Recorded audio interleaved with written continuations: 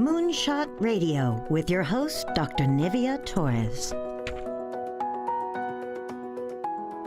Greetings and welcome to Moonshot Radio, where every moment is an opportunity to learn.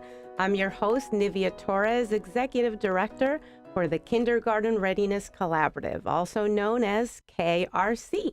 We are a local nonprofit serving children and families from birth to age 5. Our vision is that all children in Indian River County will be prepared for kindergarten. We proudly partner with the Moonshot Movement, transforming the next generation in Indian River County by having 90% of all students reading on grade level by the 3rd grade. With me today here in the studio, we have 2 special guests, Shannon Maitland, who's the Community Engagement Manager for the Kindergarten Readiness Collaborative, and Susan Roberts, Early Literacy Coach for Child Care Resources and also Lead Consultant for Family Engagement at KRC. Ladies, welcome. Thank you for joining me today. Thank you for having us. Susan, I'll start with you. Could you tell us a little bit about your role at Child Care Resources and at KRC? Sure. Thank you, Nivea. At Child Care Resources, I work as a coach in daycare centers and family care centers. I go to the centers and help the directors and teachers with whatever they need assistance with. If it's classroom management, curriculum, if they need some help with behaviors for children, or even community resources. So I'm there to support all of our child care providers in the county. And Child Care Resources also provides some professional development for early childhood care providers and their teachers throughout the year.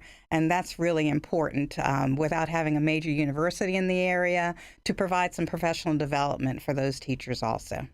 Susan, that's certainly very important that our early care providers are getting the support and the technical assistance that they need from someone like you. Shannon, talk to us a little bit about your role at KRC as Community Engagement Manager. What does that mean? I get to work on lots of exciting projects with a wonderful team of caring individuals, and we're all focused on helping children and their families succeed. So we do 2 major events. We have the Pre-K Party and Kindergarten Roundup in February, and we also have the Touch a Truck Family Festival coming up in October. In addition to that, we host some events for partners, including summits and lunch and learns, where we all work together and find ways to be as efficient and effective as possible in working as a team. We also have 2 outreach and parent engagement specialists that I get to work closely with, and they help support families in any way that they need. So Shannon, It sounds like you spend a lot of time really supporting the families and the community in Indian River County. Most definitely. I also get to do some of the behind-the-scenes paperwork and number crunching and go to meetings, but we're focused on children and families, so it's very, very exciting. Susan, talk to us a little bit about early childhood education. Why should this be important for the community to hear and understand? Well, as an early childhood educator, my heart has always been with the younger children. That's what I got my degree in, birth through actually 3rd grade. And now there's so much research that tells us that what children are exposed to at a young age will have an effect on them throughout their life. So we know that even an infant needs to have engagement with the adults, to have a good relationship with the adults, to be hearing the language so that they are understanding. And that's all the beginning of the literacy skills that they're going to use later in school when they're hearing sounds. That when their parents are speaking to them, those sounds are going to translate into hearing beginning sounds of words, putting sounds together to make words, and then putting those words together to make sentences, and then they're reading. So getting those children at a very young age to be engaged in their environment around them is so important. That's how children learn. They learn through play. And when we do a little bit more focused play, they really can get so much more out of everyday activities. Susan, it really sounds like those early years are foundational years where we really need to capitalize on that time that we spend with babies and little ones? Definitely. It's so important. And I know a lot of times, we like to look at babies and coo at babies, and we don't think they're really getting a lot, but they are. They're taking in everything. And it's not just the things that they're hearing. It's also even the emotional exchanges with children, the fact that they love to be comforted and cuddled, and they know by doing that they're secure and that they're loved. And that's going to build their confidence for later on also. So all of those interactions are really important. And so what I think is important for parents to know is that by just maybe tweaking a couple of things that they're doing, they can help their children in so many ways. They're not buying anything extra. They're not doing anything extra. They're just interacting with their children. Susan, you mentioned something that's really critical. I think we spend a lot of time talking on those skills that youngsters need for kindergarten, but you talked on that social emotional piece. Why is that so important for children to be ready for kindergarten and to be ready for success? Well, when we start drilling children and doing flashcards at too young of an age, education is no longer a lot of fun for children. Children learn naturally through play and through interacting with others. One of the things that I hear a lot from kindergarten teachers is, I just wish children would know how to sit and listen to a story, that they can follow 1 and 2 step directions. Because if they're ready, then the kindergarten teachers, the VPK teachers, the daycare teachers can teach them the things that they need to know because they're ready. So at home and in the younger years, by kind of enhancing their environment, talking about their environment, giving them support, those children are going to be ready to learn. They'll be able to focus, be able to sit and listen to the teacher when the teacher presents a themed unit and they're studying about animals. If a child's not ready to sit and listen and is not used to asking questions, is not engaged, it's really hard for them to get the most out of the lessons. So all of those pre-kindergarten skills are really important. Susan, that's really great insight for all of us. Shannon, do you find these observations as well when you're dealing with parents and children in terms of that social emotional need or just kindergarten readiness in general? Most definitely. Susan mentioned the word foundation, and I always think of it like the foundation of a house. If it's built well and constructed well, that's going to help the longevity of the house. It's very similar with children. Those neuron pathways, those little bridges in their brain are being built each time they have an interaction with a loving and caring adult or when they're playing with other children. So it's very important. And in addition to what our hearts tell us, the research also backs it up that early childhood is one of the areas with the highest return on investment. And there are also statistics that show if a child shows up ready for school and they're reading by 3rd grade, that child's a lot more likely to succeed. Now, the alternative is a little bit more alarming. If the children aren't ready, then they're much more likely to commit crimes, to become arrested, to be teen parents, to try drugs. There are lots of scary risk factors that we'd all like our own children to avoid, and the youngest citizens in our community and future taxpayers as well. So it's a much bigger issue than just, some people just think about playing on the floor and playing blocks, but there's a lot more to it. Certainly, there's a wide range of issues that we need to cover and discuss in terms of early childhood education and our understanding of the impact in terms of school readiness. Susan, let's talk now about some practical tips. Parents often wonder, I'm at home, I don't have a lot of resources, I might not have a lot of money.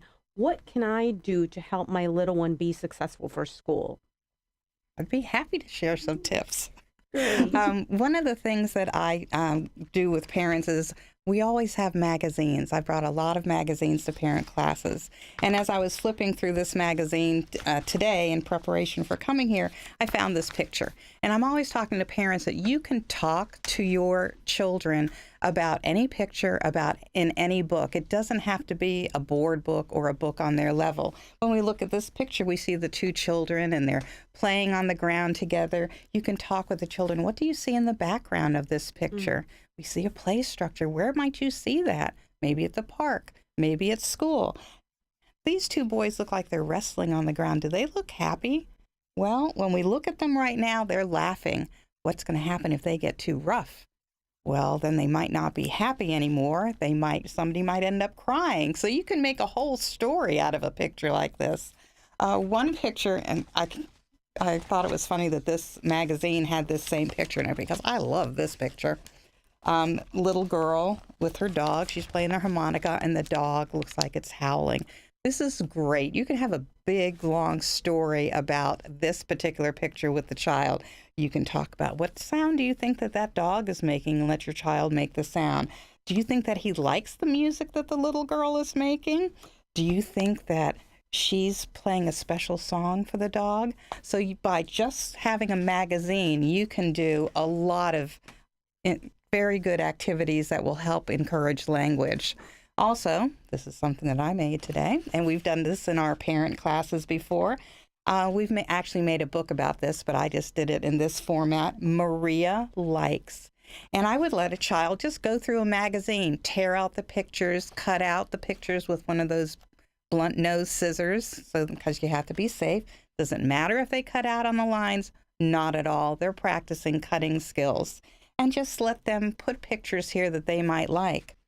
Later on, if you brought this out, let's see, Maria's name starts with the sound Is there anything else that starts with this sound? Let's say the names of the pictures. We have a kitten. We have Minnie Mouse. Does that start with the same sound? We also have some M&Ms on this picture. So by doing this, first you're talking about the pictures and things that Maria likes. Maria can see her name. And Maria is also learning about some beginning sounds. When she gets older, you could even write out the full words under the picture so that she can then relate the word to the object. So very simple activities. It doesn't take very much. I come from the age where instead of a glue stick, we used flour and water for paste. So that was a bit long ago. But that's also something. You don't need a lot of materials in order to provide some really fun activities and good learning activities for your children. Susan, those are really some good practical tips. Thank you for sharing that with our audience. We're going to take a break, and we will be right back with Moonshot Radio. At the Kindergarten Readiness Collaborative, our vision is for every parent, regardless of income or zip code, to have the knowledge and tools they need to raise healthy children that are prepared for kindergarten. Our mission is to support our partners in developing a high-quality early childhood system that is family-centered. Our outreach and parent engagement specialists connect with families and build trusted relationships. KRC has chosen Fellsmere and Gifford as our two focus areas in Indian River County. Our Fellsmere office is located downtown in the city annex, and our New Gifford office is located within Victory Park Apartments. Our administrative offices are now located adjacent to Healthy Start and Treasure Coast Community Health in Vero Beach. The Kindergarten Readiness Collaborative, developing a high-quality early childhood system for all children in Indian River County. Hurry, Joey. I want to get there early to get the best stuff. But we have to go to another garage sale. You do know there's a better way. You can get phenomenal stuff and great deals on almost everything at our Habitat Restore. Hey, isn't that where you got your office desk? Find great stuff at the renovated and expanded Indian River Habitat Restore on US 1 just north of 45th Street. Open Monday through Saturday from 10 a.m. to 6. Donations of gently used stuff is always appreciated. Shop, donate, volunteer. Habitat Restore is a nonprofit. Hi, this is Leah Waldo's. We are proud to present the 4th annual Barefoot Beach Ball. Just come to Waldo's Sunday of Labor Day weekend, September 2nd, in your wackiest attire at 6 p.m. Then we'll take all the plunge at sunset while the band plays on. Guests will enjoy hors d'oeuvres, a free cocktail, and lots of prizes to bid for. Special thanks to sponsors Malibu Rum, Gerard Equipment, Metz, Nuttall, Elwell, and Graham CPAs, the Peter Bush Family Foundation. For more than 160 years, PNC has been committed to providing their clients with great service and powerful financial expertise to help them meet their financial goals. The PNC Foundation, which receives its principal funding from the PNC Financial Services Group, actively supports organizations that provide services for the benefit of communities in which it has significant presence. The foundation focuses its philanthropic mission on early childhood education and community and economic development, which includes arts and culture. Through Grow Up Great, its signature cause that began in 2004, PNC has created a bilingual $350 million multi-year initiative to help prepare children from birth to age 5 for success in school and life.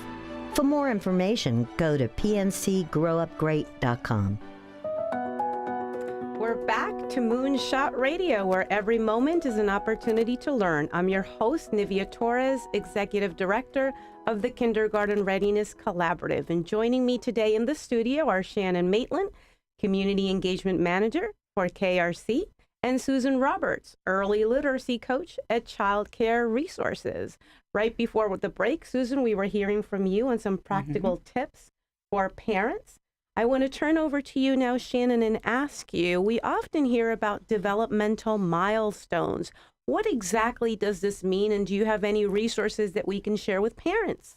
Sure, that's a great question. Developmental milestones are those indicators of child development. They're targets that we want kids to be at a certain age range. So similar when you take your child to the pediatrician and they give you the chart on the height and the weight. It's similar to that, but more about their brains and their bodies and their skills. So I brought some tools today that we have in our outreach toolkit. One of them is a milestone chart from Help Me Grow, and it breaks down into six-month groups, and it talks about the gross motor skills, the fine motor skills, the cognitive skills, and those social emotional skills that Susan mentioned. And I think it's important to note that there's a range because each child's different. They grow differently, they develop differently. And so these are just kind of targets and goals to work towards. And if a child isn't hitting the goal by the end of the age range, then it's probably time to talk to the pediatrician or maybe get a learning checkup. We also have this really great wheel that I know Susan uses all the time, and it goes by the age range and gives just different little tips and little tricks for the different groups and the different milestone areas. So we really like these, and they're in English and in Spanish. And then my children, this is their favorite one. This is a growth chart. And so I love that it has the caterpillar to butterfly analogy, and then it also has some little indicators here of, where the kiddo should be at that age range. So these are some of our materials, and we also really like Vroom, which is an app, and they also have these really cool tips where, you can have every moment be a brain-building moment.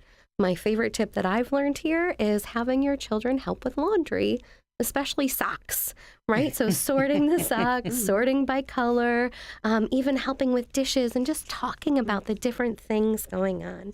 So these are some of our Vroom tip cards that we give out to families. And we have a couple other Vroom things that I brought. So this has the Vroom app, and you can go on the Daily Vroom website. It's real simple, and you can get little tips for each day to do with your kiddo that are age appropriate. And then they gave us this really nice poster here that gives you just a couple basic things to remember. So look, follow, chat, take turns, and stretch out that conversation.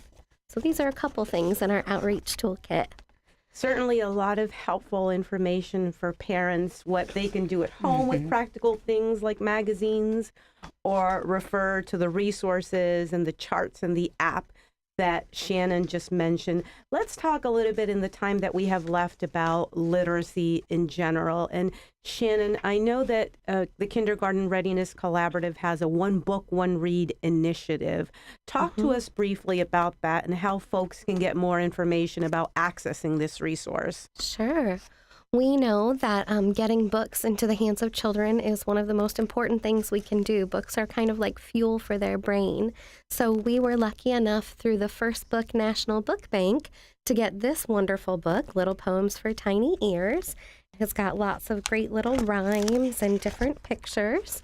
We managed to get over 7,000 copies of this book for free, including free shipping. And we're working with lots of community partners, preschools, faith-based groups, parents, all sorts of wonderful people. Susan's given out a lot. And in addition to the book, we have this adorable bilingual bookmark that gives tips and tricks for reading with your kids. Our biggest order so far has been from Treasure Coast Community Health. They just took 2,000 books to give to their littlest patients. So we're working very hard to get these out into the community. So if you want some, or if you know anyone who wants them, you could go to our website and register. It's under One Book, One Read. You can go to any of our offices in Fellsmere, Gifford, or administrative office here in Vero, or you can visit our KRC table at community events. Thank you, Shannon. And Susan, for parents who want to support with their little ones with that particular book, Little Poems for Tiny Ears, or any book in general, any final tips that you can share with them? Okay, well, I just happened to bring one of my favorite books that I read to my children, and it's called Goodnight Moon, and it's by Margaret Weiss Brown. We used this last night with a parent group. We had infants through probably 7-year-olds in our group, and you can use this with all ages. And when you're reading the book, it talks about some of the items in the pictures. This is a great green room. There's a telephone, a red balloon, but there's also a lot of other things in the pictures that aren't named in the words of the book. So I would encourage parents to extend what they're doing with the book as much as possible. I see some things that you can wear in this picture. What are those things? What are things that you can put on your hands when your hands are cold? I see some animals in this picture also, and extend that learning. When I was reading this book to a 2-year-old, when we got about halfway through, she started getting a little bit antsy. So at that point, if your child isn't really interested that much in the story anymore, I started making up my own story to make it a little bit more interesting for the child. So you don't have to be limited to the words on the page. You can make up your own story with the book, and this may become your child's favorite book that they want to hear every night before they go to bed. That's certainly a lot of useful, practical tips for parents, especially now that we're going back to school. How can we support our little ones? How can we encourage literacy? Again, Shannon, if folks are interested in the One Book, One Read initiative, they should visit the KRC website. That's correct. And these books are absolutely free? Absolutely free. You just need to come pick them up because we have a very small team. So unfortunately, we can't deliver them to everybody, but we do. We have 7,000 copies that we'd like to give to all the children ages birth through 5 in Indian River County. And if folks are a child care provider, a center, they can also get multiple copies of this book. Most definitely. Definitely. So folks, if you're interested in receiving more information about the One Book, One Read initiative, please visit the KRC website. Susan, Shannon, I want to thank you. A lot of good information. I'm going to have to bring you back because there were a lot of tips, a lot of information, and I know that we didn't get through all of them, but thank you so much for taking the time, again, particularly at this time of the year when we're starting up in school and folks are looking to help their little ones. We want everyone to be successful in school. That's really our vision. That's our goal. So thank you again for joining me. And to our audience, this has been Moonshot Radio. Until next time, thank you for joining us.